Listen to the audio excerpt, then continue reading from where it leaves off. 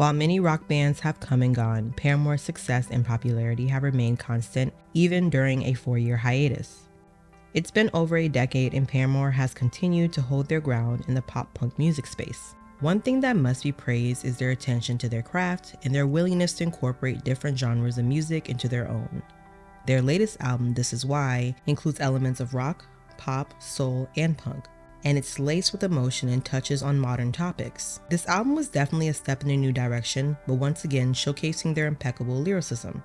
It seems like loving Paramore was hush-hush amongst black people for quite some time, but one brave soul tweeted that black people love Paramore, and the rest was history. It turns out that many of us share the same sentiments. But why was this love a secret for so long? It's almost expected for black people to love hip-hop and R&B, but there are a large amount of black people that have always loved rock music, whether in secret or out in the open. Some black fans were made fun of for liking this genre of music, some even being called Oreos. Mainly because for years, black influences of rock were swept under the rug and rock music became music for white people.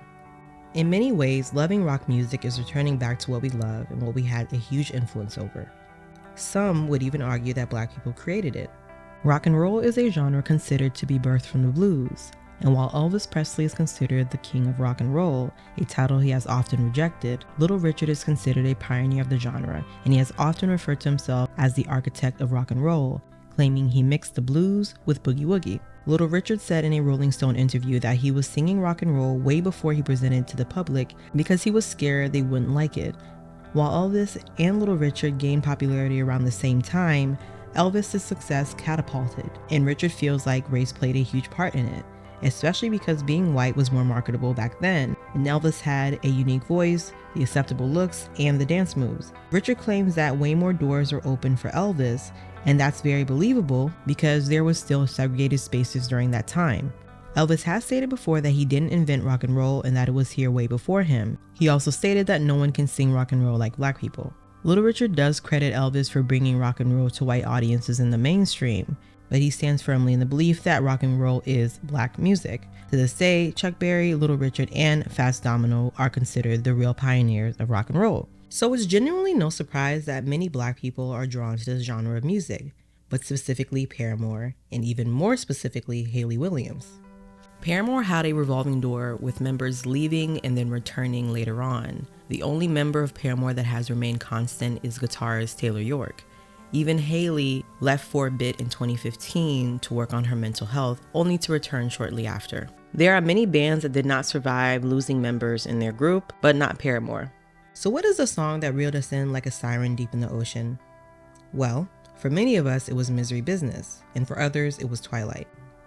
Decode was the perfect track for Twilight, and we got to hear Hayley's vocal range in the song.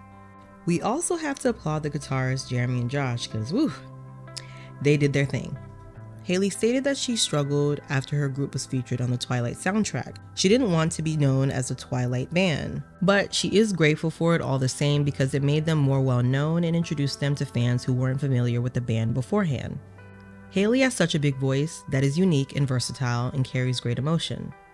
I think above all else, Hayley knows who she is as an artist and what music will fit her voice well. The guitar strums and drum beats used in each song greatly complement her voice, and you can tell a lot of thought goes into Paramore's music.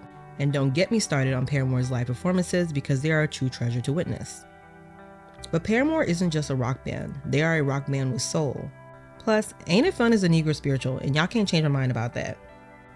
There are definitely some gospel elements in that song, especially in the part where she goes, "Don't go crying to your mama, 'cause you're on your own in the real world." Y'all like that? Thank you so much. Thank you.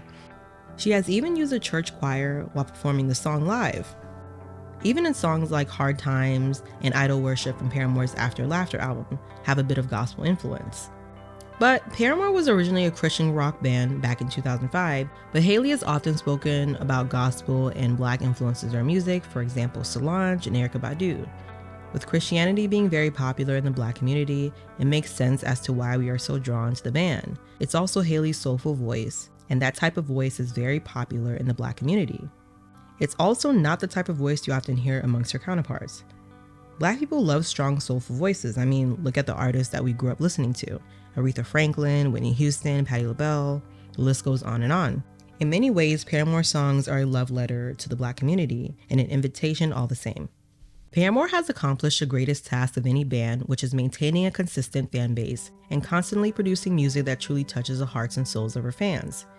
From the amazing guitar strums to amazing vocals and play on words in their lyrics. The band promotes letting go and just being, which is a freeing experience for Black people, something we don't often experience in other forms of music.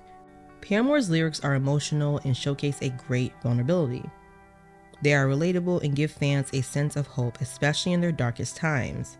This band goes against certain stereotypes of rock bands that can have pretty hateful lyrics.